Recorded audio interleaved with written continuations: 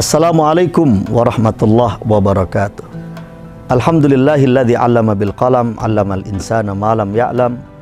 Wassalatu wassalamu ala sayyidina Muhammadin khairi man ta'allam wa asdaq man a'lama 'anillahi azza wa jal wa ala alihi wa sahbihi ya nabiil ulumi wal hikam wa ba'd. Pemirsa sekalian yang dimuliakan oleh Allah Subhanahu wa taala. Apa hubungan antara Ramadan dengan ukhuwah wataniyah? Sudah maklum bahwa ukhuwah ini ada tiga. Yang pertama adalah ukhuwah Islamiyah, persaudaraan sesama umat Islam. Ada ukhuwah Basyariyah, persaudaraan antar sesama umat manusia. Dan yang ketiga adalah ukhuwah wataniyah, persaudaraan antar sebangsa dan setanah air.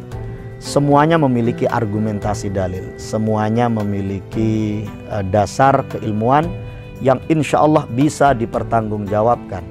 Ukhuwah Islamiyah maklum, tapi bagaimana dengan ukhuwah Basyariyah, ukhuwah wataniyah?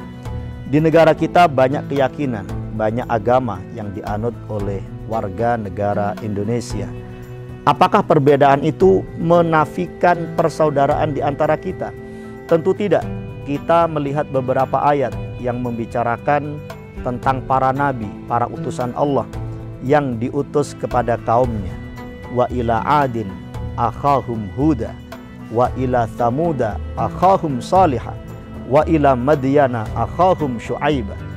Dan kami utus, kata Allah, kami utus Hud kepada saudara mereka, yakni kaum Ad. Kami utus Nabi Saleh kepada saudara mereka, kepada kaum Thamud. Kami utus kepada kaum Madyan, saudara mereka yang bernama Syu'aib. Artinya apa? Nabi Syu'aib, Nabi Hud, Nabi Saleh beriman, mengisahkan Allah Subhanahu wa ta'ala. Sudah maklum kaum mereka tidak beriman. Kaum Thamud tidak beriman, kaum Ad tidak beriman, kaum Madyan tidak beriman.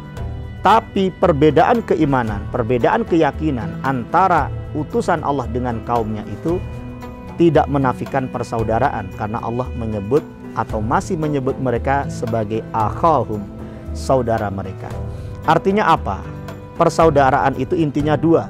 Satu, bahwa hubungan kita dengan yang lain tidak berbasis permusuhan.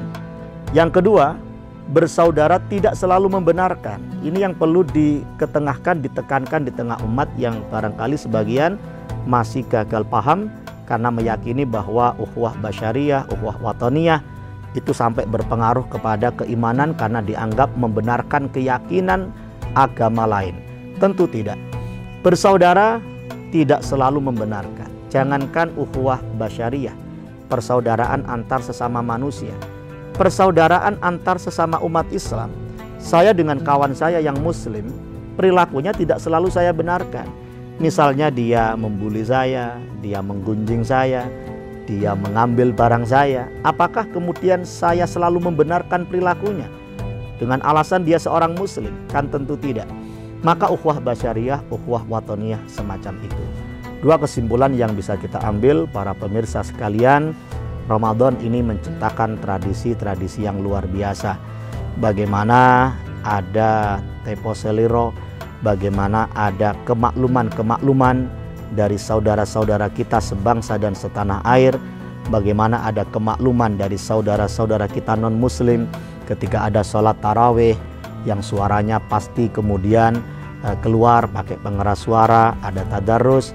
Tapi tentu kita juga harus sampai jam berapa kita membatasi pengeras suara itu, 9:30 atau jam 10.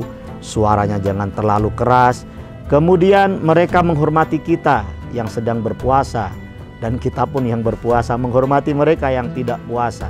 Maka ada sebuah tradisi, ada sebuah habit, ada sebuah pembiasaan yang sangat luar biasa ketika kita berada di bulan Ramadan ini.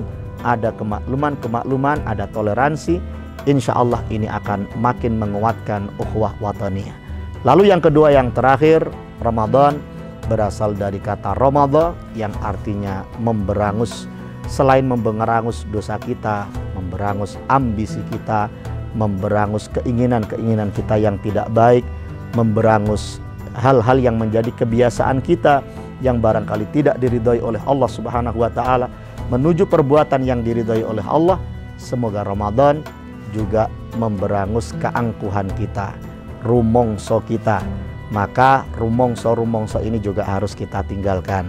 Jangan rumongso pinter dewe, jangan rumongso kita ini orang sing ganteng dewe, rumongso ayu dewe, rumongso soge dewe, dan seterusnya.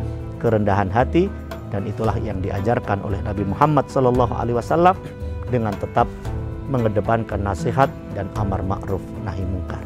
Demikian, assalamualaikum warahmatullahi wabarakatuh.